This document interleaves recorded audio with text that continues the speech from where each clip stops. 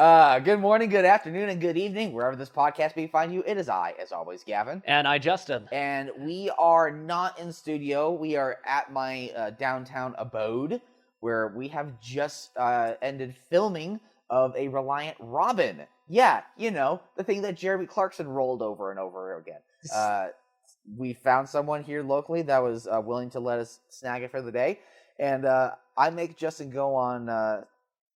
bunch of errands. Sorry, I had a little burp in my mouth. But yes, I make you take the Reliant Robin on a bunch of errands in downtown Salt Lake City. So stick around for that and more on the Expedition to Speed podcast. So, kicking our shoes off. Oh. Okay, Doc, I got to tell you about my day. No, I got to tell you about my day. Oh, fuck. Losing my sunglasses. Losing my sunnies. Losing my mind. Losing my mind sometimes. At least it feels like it.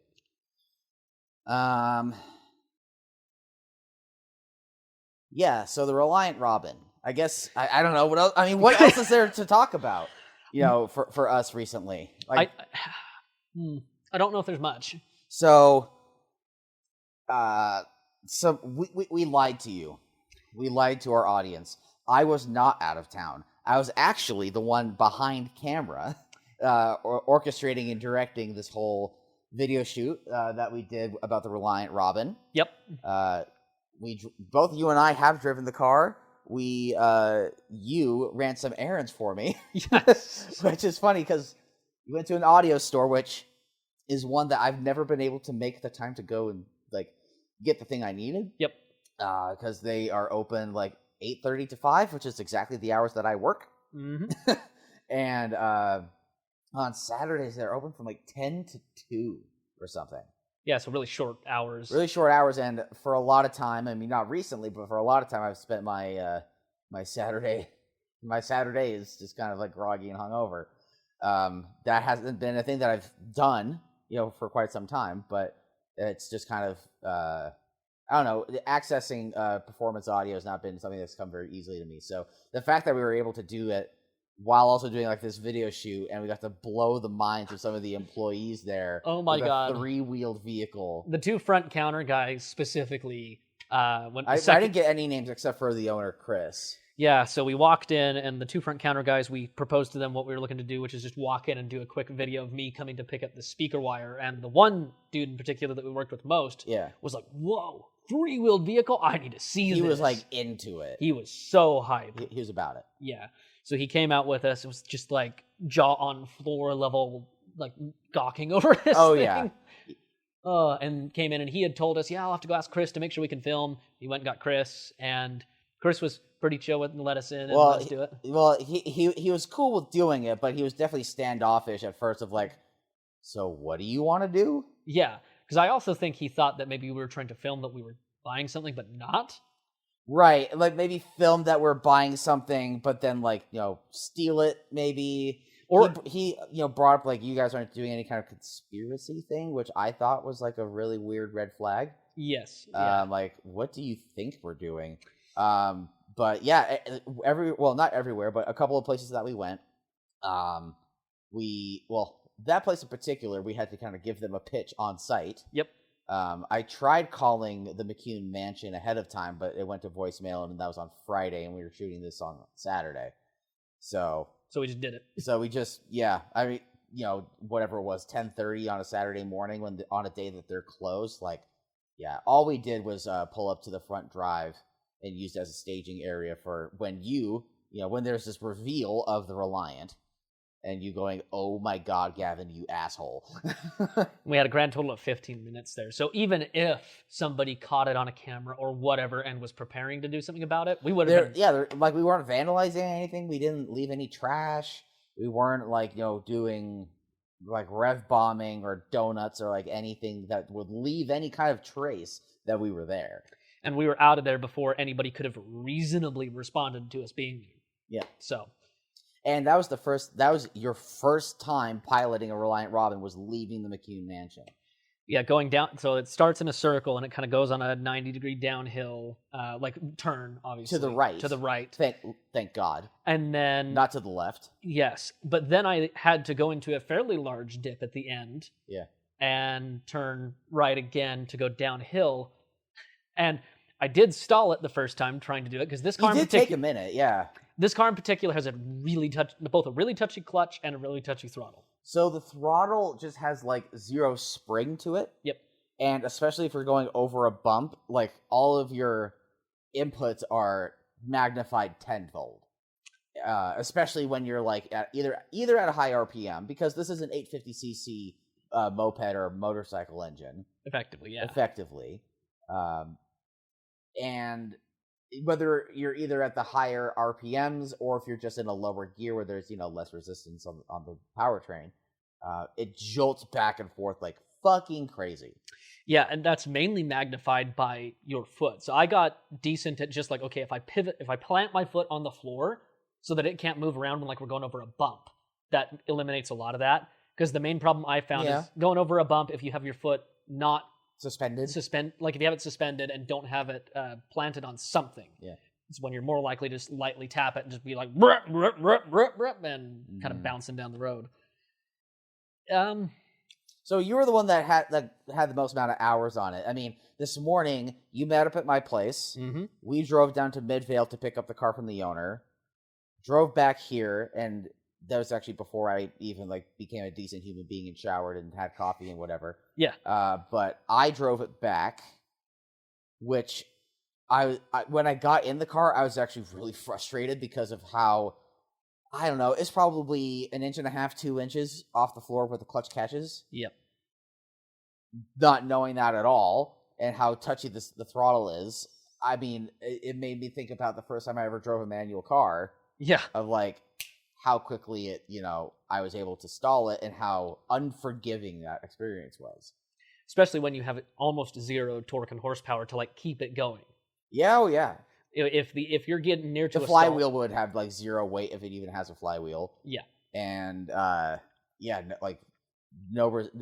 everything about the car is super light, whether it's the weight of the car or how like easily it leans, or I mean, it feels like it's built kind of well, even though it's still a 40-plus-year-old car. Yeah. 40-plus-year-old English car. That's made of fiberglass. Yeah, it actually, like, when you close the doors, like, it feels strong, and when you, are, running through gears, like, that feels solid and chunky.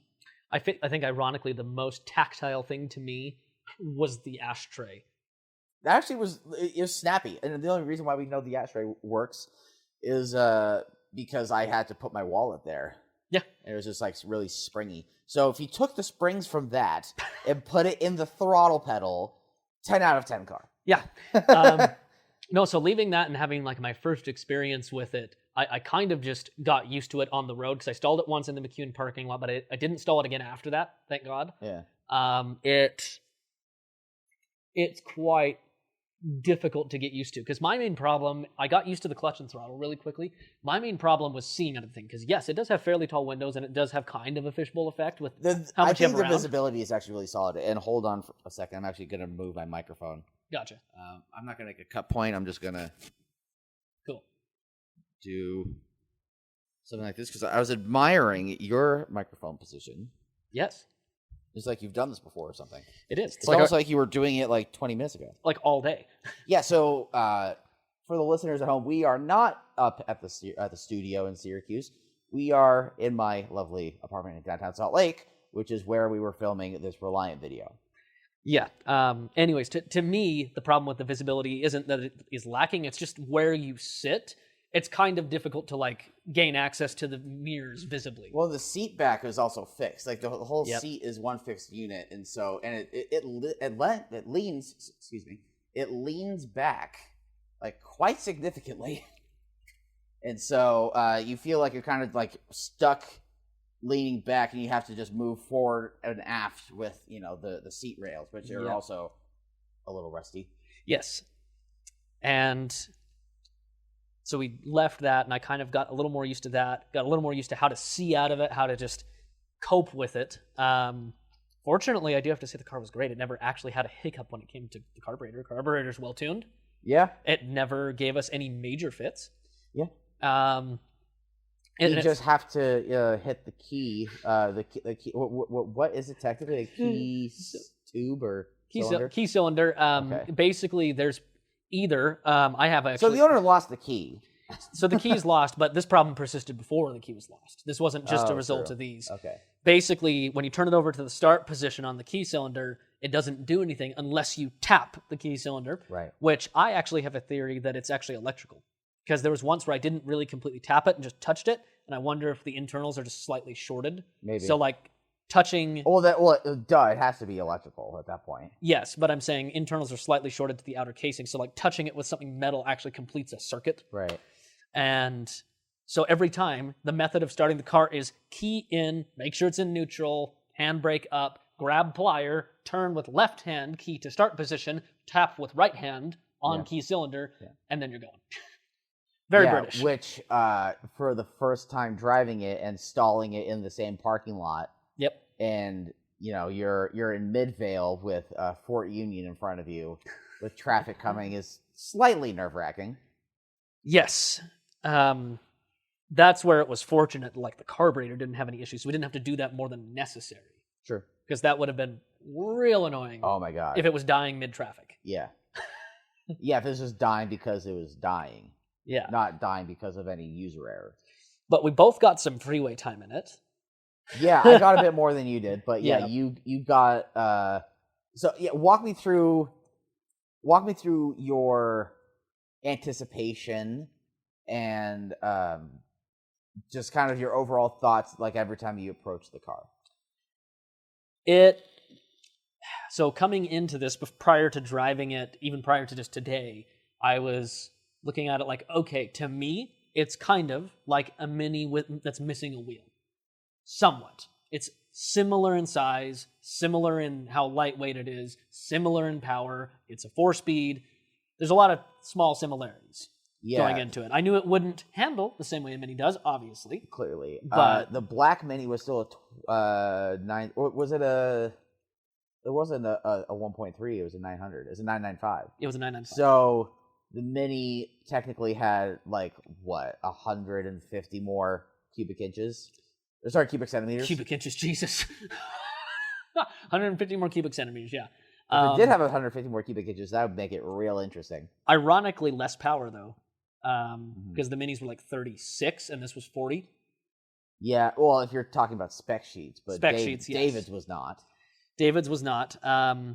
But that was one of the first things I noticed when driving this thing as we were piloting around downtown, is that it actually maintains some speed up hills a little bit better than the Mini. And I think that was entirely down to the fact that the Robin weighs about 200 to 300 pounds less. Yeah.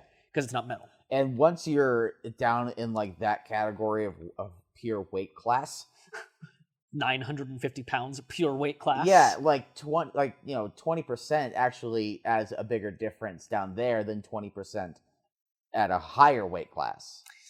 Yeah, because every time you get in the car, and this is what I kept thinking after I first got into it, I'm adding 10 to 15% to the weight of this vehicle. Because 950 pounds is the wet weight of the car. Mm-hmm. That's not even sans fluids. That's with fluids. Yeah. So it's stupid lightweight. But when I first got into it, having had those kind of premonitions of thinking maybe it's like a Mini, I would say it was half right and half wrong. In kind of speed and how you have to do the throttle stuff, it's similar. It's obviously you're going to be doing half or more throttle almost anywhere you go. Oh, constantly, yeah, just to keep it running. Obviously, though, anything to do with inputs or steering or even braking is nowhere near the same. Because you have a tripod. You have one wheel up front that handles primarily most of your braking and all of your steering. Mm-hmm. That was what was most terrifying, because I did notice, and what made me most nervous up front, is using the brakes. If you were using the brakes with the wheel slightly turned one way, it would really pull that direction, because obviously it's braking the single wheel that controls your momentum in one direction. And So that I took a bit of getting used to that. Okay, brake. You can brake while turning, just do it lightly. Do most of your braking while straight. And it's not if you look at the laws that are applied to driving like that compared to a front-wheel drive, short wheelbase vehicle, compared to a rear-engine vehicle, they're all completely different platforms. Yep. And they behave differently when you do apply the brake in the corner. However, I mean, I'm not one to trail brake a 3-wheeled car. Yeah. But definitely, brake in straight lines. Don't chuck it, but, feed your steering inputs, gradually and slowly. Excuse me. Because that was one of the other things I noticed was how soft the suspension is. Considering how light... It rode really nice. Considering how lightweight it is, you might expect it to be quite springy, which it is. But when you sat in the vehicle, regardless of how heavy you are, the vehicle sinks several inches. Well, I also noticed that the front wheel actually has some camber, some corrective camber. Yeah, for that exact reason. Yeah, because if it didn't, you're going over. Yep. And that actually plays in a lot to cornering, because I think the most, at least with our audience, the most that people are going to know about a Reliant Robin is Jeremy Clarkson rolling one constantly. Yeah. Or Mr. Bean. Yeah. A few different places. I would have to say that the only reason, and we both talked about this, that rolling it was so prevalent was because of inexperienced people, because that's what that car was built for. Well, I wouldn't necessarily use built for that, but it was most commonly, I don't even know if it was most commonly, but it was commonly used in the mining community in the countryside in England, where the folks that were driving these quote-unquote cars, or you could call it a trike, I suppose, Yep. That you didn't need a driving license. All you needed was a motorcycle license, and a lot of them had one anyway. Because I believe, and this is quoting out of context, I don't 100% have this information, but at the time, I believe the reason for that was that to get a motorcycle license, you didn't have to take any kind of test. You could just apply. Yeah. And so it filled that niche very well, I guess you could say. Mm-hmm. And then Jeremy had his bit playing on that and showing how well they would roll, even though that car was heavily modified to just easily roll. Oh, yeah, they had weight to ballast it, unfavorably. And also different size wheels on the one side to make it roll easier, all that stuff. Obviously, it was all done for camera. It's a bit. Yeah. And what I'm getting at with this is, having driven it now, it's actually not quite as easy to do that as you would think. It's obviously much easier than a four-wheeled car. However, being how much the suspension does sink when you corner, you do feel like, ooh, if I do too much more, I will start to get dangerously close to the edge. Yeah, there is a long left-hand turn on-ramp, and that comes into play because when this is a right-hand drive car, so the left-hand corner would be the place where you would tip. And granted, that it's not a downhill left-hand turn, which is basically practically everywhere where Jeremy rolled the car. Yep. But it was like the first long, or maybe to me personally, intense left-hand corner. Because, I'm trying to build up speed because we have a highway that we're trying to get on. And I don't want to be the guy holding up traffic, even though, it's a Reliant Robin. And you also, at the time, didn't know how fast you would actually be able to accelerate.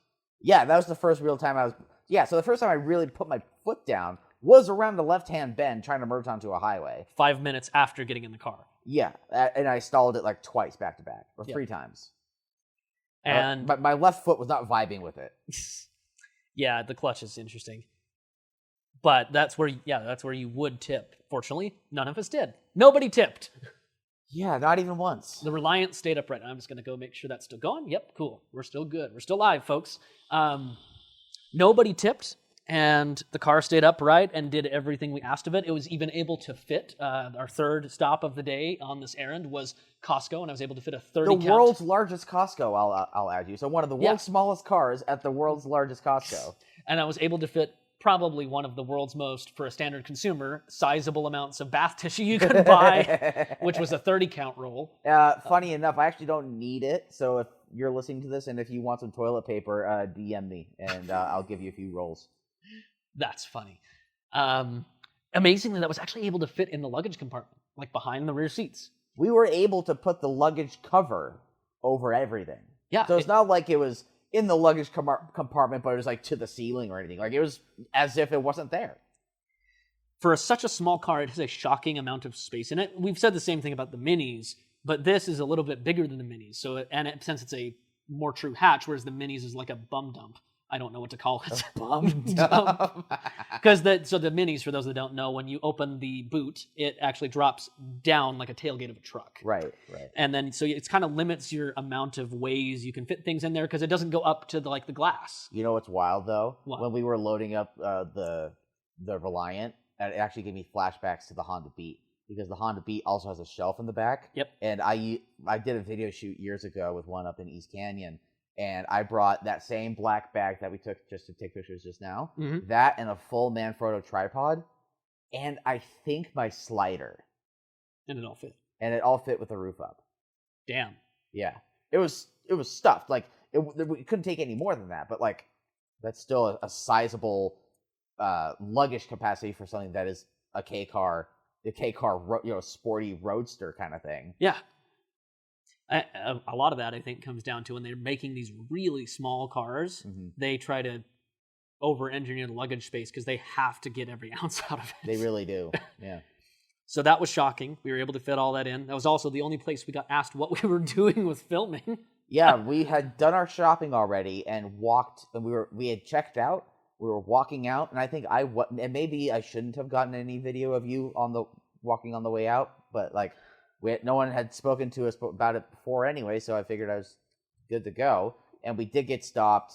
There was an employee there that definitely felt like they had something to prove to maybe a boss or something. But, well, the interesting thing was, when we were walking through Costco before that, was thank God for TikTok, because TikTokers have kind of made bringing a camera or something to record video with into public places and performing stunts to be something that's almost commonplace.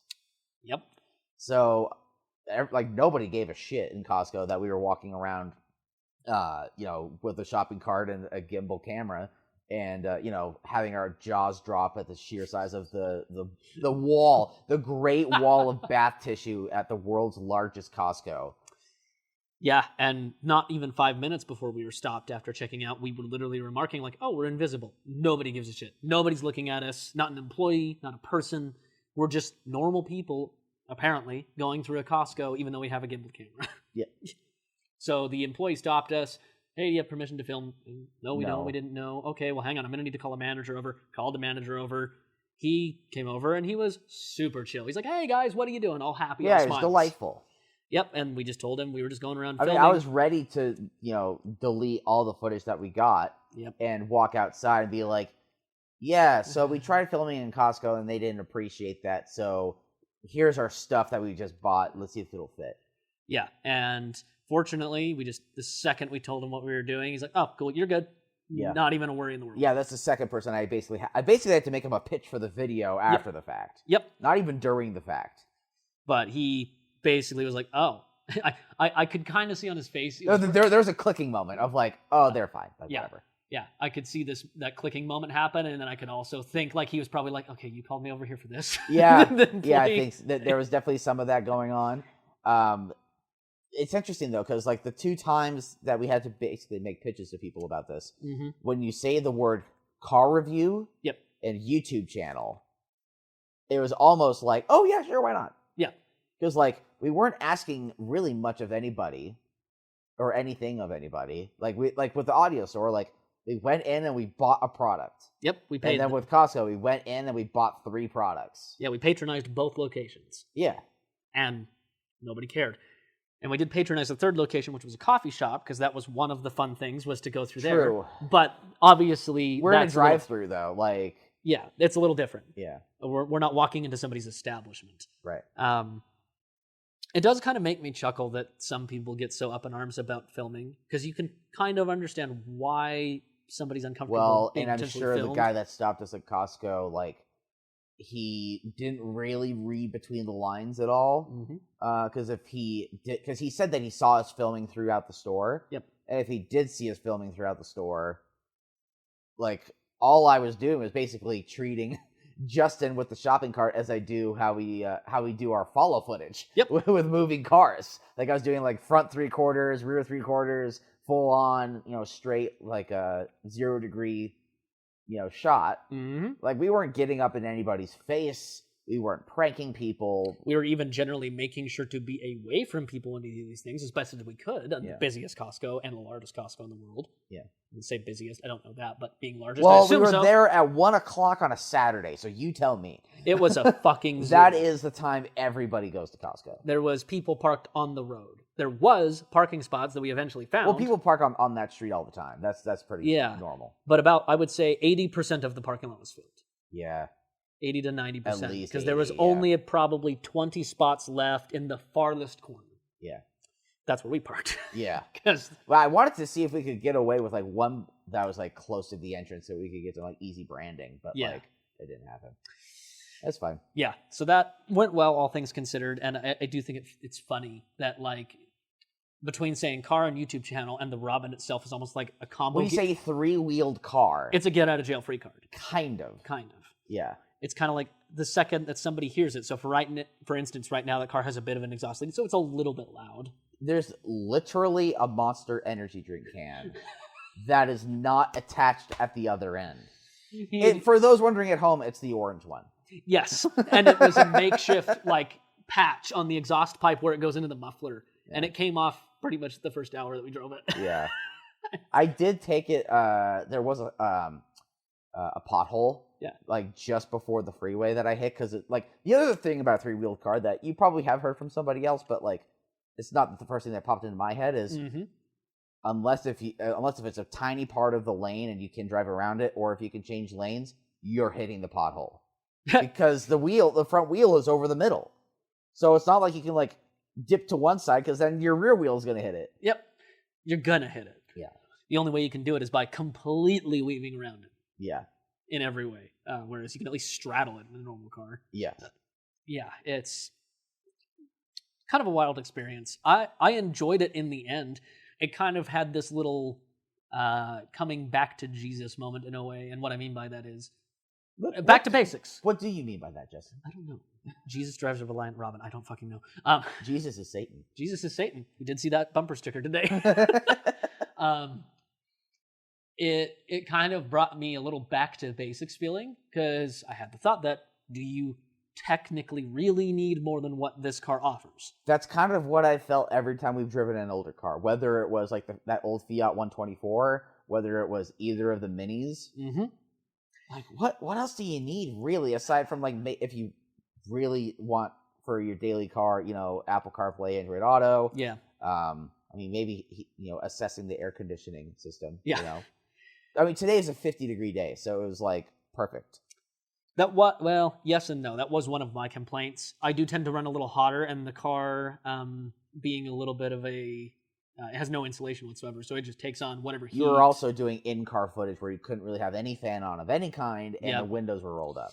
So that's one thing I noticed with the Minis. The Minis have the air vents that you could open up to at least get some air in where you don't have to roll in a window. That does not. Yeah. It's one of the things that's omitted that is usually a fair luxury in a car that doesn't have AC. Yeah.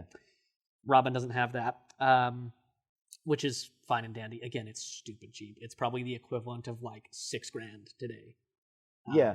It's really dummy cheap. Basically the equivalent of buying a mid-grade motorcycle, probably. It depends how you buy it, right? Mm-hmm. If you are going on Bring a Trailer, it's probably going to be more. And I'm mainly referring to back when they were new. Oh, sorry. I'm sorry. Yes. Yeah, yes, would have been the equivalent of like walking in and buying like a Honda 550 or something of that nature. Mm-hmm. Like a good average motorcycle. Yeah. So it's understandable that so much shit was cut out that would have been nice luxuries. But yeah, it did get me thinking, because I've come from the world where, like, with the Stinger, I had a decent amount of luxuries, like heated and cooled seats, heated steering wheel, like all this bullshit. Radar, cruise control, yeah. Heads-up display. It was all great, and I loved it. It was great and fantastic as a daily, but, like, if you were to either try to explain to somebody the function of a car or look at just core basics. If an alien landed on the planet Earth and you're trying to describe to them what a car was... Technically speaking, on a measuring sheet, both something like the Stinger and the Robin do most of the same tasks. I wouldn't... yeah, I suppose. I would be more I would lean more towards Mini than Robin, but yeah. Okay, well, we'll even compare those. So Mini to Robin. Like, they both effectively do most of the same tasks. So it makes me wonder They drive forward and reverse with the steering wheel. They do make turns. They make one better than the other. Yes. one better than the other, but they do both accomplish a turn, as long as you're not being an idiot. How much did you talk about the Mini in your review? I mentioned it a few times. Okay, did you say what you would prefer? Because that is kind of my question now. Having driven David's 998cc Mini, with no power steering. I would still prefer the Mini.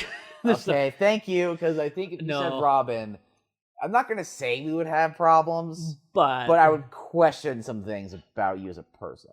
It's not to say I wouldn't own a Robin. I'm not going to... Oh, that would be a hoot. That'd be, honestly, if you kind of just stopped giving a fuck. Yeah. That'd be an awesome daily. It does, you know what? It does make you wonder, though, at some point, with when the Robin was being developed, if basically they just sat there looking like, boss, we need to cut an extra 500 pounds out of this thing. Pounds as in British currency units. Oh, yeah. How do we do that? Well, do we really need 4 wheels? That's the only way I can imagine that conversation went. Right. Oh, wait, if we do that, we have an audience for people that don't have a driver's license. That's how Vanderbilt got away with it. Exactly. And not because of saving money, but because of the R&D that you would have to do for a car versus a motorcycle, what's technically considered a motorcycle. Yep. The money that you'd have to pour into just legislation as a new car company. Not legislation, sorry. Litigation as a new car company. Regulation. And regulation. Yeah. Both. But there's like lawyer stuff too, like legal stuff too. Yep. I mean, that's really why Vanderhall exists. Mm-hmm. Polaris with the slingshot, that's probably a contributing factor because, they are a power sports company. Oh, yeah. That made something that you can drive on the street and not be, pinned all the time, maxing out a 50, 60 mile an hour ATV or UTV, whatever. Yeah, and it's gotta be the excuse of like, well, we don't have to pay for this and this, or go jump through these legal hoops to make this as a car, so we'll just make it as a motorcycle. It's cheap or for a everybody. Tricycle. Yeah, it makes it stupid cheap for everybody and very accessible, for better or for worse. I think it's a prime example as well of more accessibility is not always a good thing because it made it so cheap that it was relatively dangerous, and I don't even want to imagine what getting in an accident with that thing would be like. Oh, if you got T-bone in that? You're done. There's even at like 20, 30 miles an hour, you're done. Well, at 20, 30 miles an hour, the car is definitely done. You'll be walking away, but not happy. Yeah, it would be a very bad day indeed. Versus getting T-boned in almost any modern, like not even modern car, any car from the past 30 years, you'd be better off. Yeah. Oh, yeah. Because there's just more car, more substance to go through. Right. But back to the Mini versus Robin, the Mini is a fantastic masterclass in like crazy, nimble little handling. Very chuckable. Well, and its ability to hold on to speed in corners is insane. Yeah, because you just basically don't have to brake. You do, but not much. Yeah, just not nearly as much as you think you should. Yeah, slight brake. The way that the owner of the Black Mini, David, described it when we were talking about it is like if you look at pretty much any cornering sign, like let's say corner coming up 35 miles an hour. It's not the speed limit, it's the recommended speed, like, hey, this is a fairly steep corner. He's like, you can take one of those and double almost any of them with your entry speed. Mm-hmm. And because there's no weight on the rear end, you end up just dragging the rear end along everywhere you go. Right. Can't do that in the Robin, obviously. And the Robin is mainly a tool for sheer terror and excitement at the same time because you are constantly on edge. It takes the thing that you said that you liked about the Fiat 500 Abarth. Yep. It takes it to a whole new world. Fiat 500 Abarth is a tame Corolla compared to this. It is. Straight up is. But it's maybe twitchy compared to other contemporaries, but it is not this. This is like, okay, I need to be paying 100% of attention 100% of the time. And a lot of that attention being, what's my steering angle? Yep. Because of even if you're on a straight freeway, there's a crown in the middle of the freeway from where the tires of all the other cars dig in ruts in the lane, and you're darting kind of back and forth. It's like riding a motorcycle, except instead of riding your one motorcycle in one of the zones of the lane, you are riding in all three at the same time. Yeah. Doesn't give you a whole lot of options. I got the car to indicate, and I say indicate because we know the speedometer is off. I got it to indicate doing somewhere in the realm of 82. I kissed 84 at my fastest. Yeah, but that probably is about 6 miles an hour high. Mm-hmm.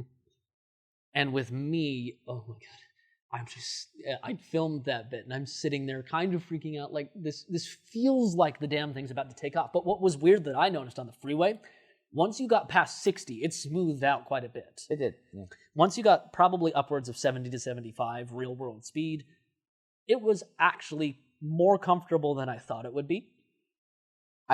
Yes, I got similar thrills that I've gotten when I'm like in my younger automotive quote unquote wannabe journalist days. Yep. I would try to, see what speeds I could hit on certain parts of a canyon road that's around here that has a lot of tight squigglies, but there are also open straights. Yep. And I don't do this anymore. I'll take it up to a speed that I feel is comfortable, and then, oh, look at that, it's whatever.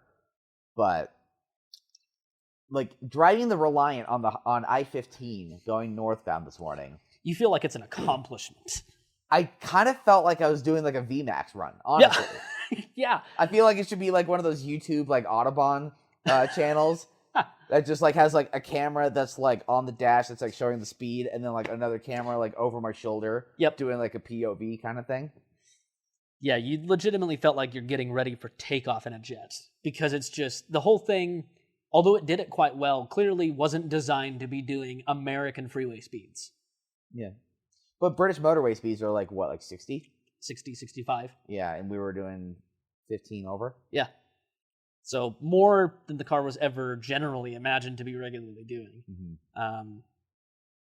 It really did feel like quite the circumstance. I was glad that I got like that good 5-mile stretch of freeway in though, because... How did you like getting on the freeway from Costco? That was fun. That was... doing the squiggles. So this freeway entrance in question, you turn right to get onto it, just like every other freeway entrance. But then it does a left-hand turn. It kind of does a big S. And then another right-hand turn to merge back onto a side part of the freeway that you then have to cross all the way over to the left. And we got lucky. There was no traffic that we had to like negate to get around that. Yes, because in the Robin, it would be kind of sensory overload to be like, okay, I've got to keep my foot pinned to even have a hope in hell of reaching freeway speed, slowly make sure everything else is accounted for, and that I don't jerk the wheel, look to the left, make sure that everything's okay, and still maintain full throttle for maximum carnage, because otherwise you're not getting there. Get maximum carnage. Yes, otherwise you will not actually achieve freeway speed. So, got done with that. We pulled back up here to Gavin's place, and I did kind of, I think simply because of the back to basics approach, I did fall in love with it a little bit, because it was kind of like, yeah, I guess technically speaking, you don't need very much to make a thing technically a car, quote unquote. Sure. This is kind of the literal bare minimum. Yeah. Literally, there is nothing more basic than this. Because the car we had also didn't have a radio. Yeah. I think the radio would be a distraction if you could even hear it. Yes. It didn't have probably a couple of the other accessories. I don't know what accessories they all came with. I'm sure this one seems to be pretty bare bones. It didn't have the heater is either on or off. There's no fan settings or anything. It's either you got heat or you don't. It basically has lights, wipers, indicators. It doesn't have a tack from factory. It just has a speedometer, a temperature gauge, and that's it. And a blinking light to tell you that you're... A fuel gauge. Indicators are on. Obviously, it has a fuel gauge. Ironically, it doesn't work. But... As is British cars. As is British tradition. Yes. As one would be. Yes. It is crazy, though, that it gets 65 miles a gallon. Yeah. Like 65 to 80 is what the range said. The official range was 60 to 100. I highly doubt anybody's hit 100 in a regular world scenario. Yeah. But that's a pretty insane amount of fuel mileage, especially because the owner said the tank was 5 gallons. The online thing that I looked up said 7. Either way, if you were only even getting 50 miles per gallon on a 5-gallon tank, you still got 250 miles range. True. That's still equivalent to most high-end long-range EVs. The Reliant Robin, more eco-friendly than a Tesla. Actually, right now probably is because of nickel mining. But anyways, yeah. I actually harken back to something that David Freiberger of Roadkill said, which I think is a very good point that a lot of people do miss over when they're trying to think that their Tesla is very eco-friendly, which is that he was referring to his AMC Gremlin. And he's like, look, the thing is, this thing may get kind of not the greatest miles per gallon by modern economy car standards, but this thing's repaid all of its environmental dues 10 times over. The more that I use this thing, the more eco-friendly it is, as long as I keep it in good running order, right. Because the more that manufacturing cost is paid back in just not replacing it. Right. Which is a very fair point. Yeah. It's part of the 3 R's: reduce, reuse, recycle. That's reusing. Mm-hmm. And technically reducing by not using another thing. Right. So go buy Reliant Robin and import it, and you're doing more for the environment than a person buying a Model 3. I mean, yeah, you're not virtual signaling as much, but, you know. I mean, Teslas love to do that. That's how they virtual signal, is their license plates. It is. It actually, really is. unironically. Genuinely. Because, there's a whole fucking Facebook groups based around that. Yeah. But, if I was going to get one, I would definitely make some modifications. I would probably add weight. Sorry, I'm not going to add lightness, Lotus. I don't know how much lightness you can really add except for taking out seats. There was a section on Wikipedia that talked about people lightening the cars for like racing. What are you taking out? I think it's seats, and that's kind of it. Seats and dash, I guess. The plastic bits, the door panel cards. Yeah, smaller steering wheel. At that point, it's ounces.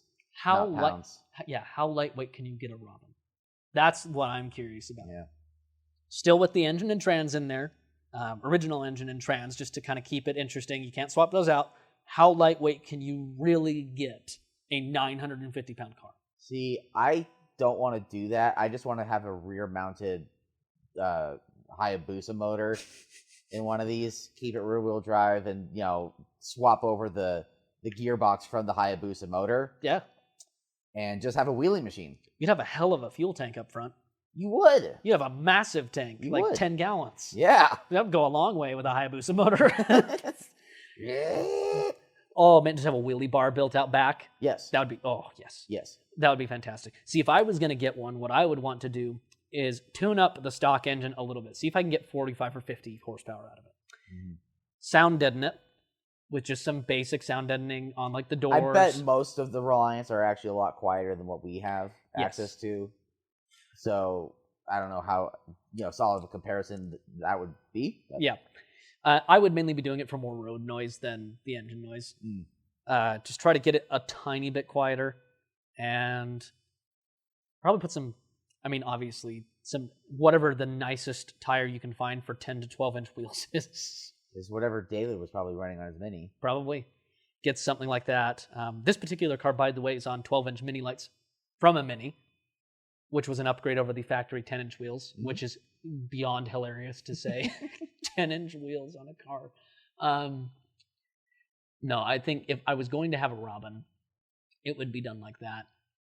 Because I do kind of enjoy the having to work for it. As we all know, I'm a masochist to a lot of degrees with automotive stuff. There is a charm to that. It's just how often do you really want to do that? Like, it is fun, like putting your foot down and hitting, like, hey, what's my top speed for today? I think it depends on what your drug of choice is, right? If your drug of choice is just pure, I want to be 100% engaged doing anything, the Robin. However, I think that, and I know you'll agree with this, the Mini, although it's about the same horsepower and like very slow and you have to work a lot for it, as an automotive masochist like I am, you get a lot more potential reward out of the Mini. And I don't think that's what makes you a masochist, because I think a lot of us drivers and driving-oriented folk, we all agree. Yeah. When you feel like you got a corner right, or you got a really satisfying heel toe, like there is a stimulus and a reward from doing that. Yeah. I think there's some other things I could go into, but that's a different therapy session. About your automotive masochism. But because the thing about the Mini as opposed to the Reliant is there is still a level of confidence of I can take this corner and I can hold on to my speed. The Reliant doesn't have that. The Reliant Robin, the symbol of the company, should be a big question mark. Yes. Can it? Can it? We'll see. Or just I don't know. I don't know. Sounds fishy to me. Yeah. Just, will I actually make this corner? I don't know till I try. Yes. Let's give it a go. Can I make this hill? Actually, yes. Surprisingly, yeah. Put it in second, and yeah, the third to second gear downshifts. Yeah. Super satisfying. Oh yeah, it's one thing we actually haven't mentioned in this podcast yet. The gearbox is actually quite satisfying. Yeah, and I said jokingly after we did a little photo shoot at the end of the day today, but yeah, it's basically a right-hand drive Lamborghini. Yep. Mm-hmm.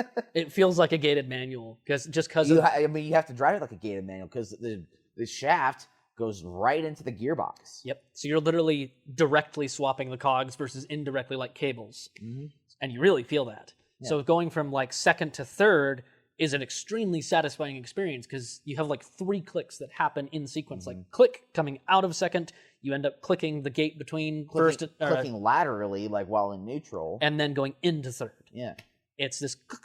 It really feels really solid, and I never actually felt that I was hunting for gears. They felt totally natural where they were.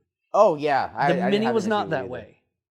That specific Mini also had some problems beforehand anyway. It did. So you had to like alter or like finally adjust the shifter fork. Yeah, but both the Minis, I found reverse easier to find in the Robin than the Minis. The Minis were always like, am I in reverse or am I in first? That's true. Whereas the Robin is you pull up on the shaft, go all the way over to the left and then down. You have to pull the shaft. You have to stroke the shaft to get into reverse. Yeah, you have to pull the shaft to touch the ball. But that made it so that there was never a question whether or not you were in reverse. It was pretty easy to find. And it also had a satisfying chunk to it. Yep. Yeah, because reverse is the only unsynchronized gear, so there's always just a little bit when it goes in. So I honestly, the gearbox, I would actually love to see what the gearbox is like. It's got to be tiny. It's got to be like the length of my arm. Well, it's a similar driveline to like what we were talking about, like a motorcycle. Yep. It can't be that big. No, it can't be big at all. It's got to be fairly tiny. I was looking at the differential as well, because I'm sure it's just the most basic live diff you could ever imagine. Oh, yeah. But it's just funny. They even seem to have shrunk that down because the pumpkin in the center was quite almost like if you took a balloon and sucked all the air out of it around a thing. It seemed very shrunk down to it. Like I could see where the upright pinion gear came out because it stuck kind of out. Right. It wasn't just a big round thing. It was clearly formed to be as small as possible around the gear set. Yeah. Oh, man. Well, we have a video coming out. Yep. When is that supposed to go live? I believe the first week of May. It's either the first week of May or the last week of April. It's one of the two. I'll pull it up and check. And this is subject to change. You're getting early information. It could change slightly, but just know it'll be around this time frame. Yeah. You're looking at your phone, and you reminded me that I have a phone, too. Yes, you do. So far, the slated plan is...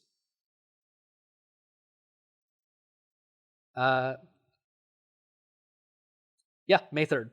Cool. So May 3rd, check out our YouTube, where Justin goes and runs some errands for me while I'm, quote-unquote, out of town. And I make him go do errands in a Reliant Robin. Excuse me. That's a nice little burp there. I know.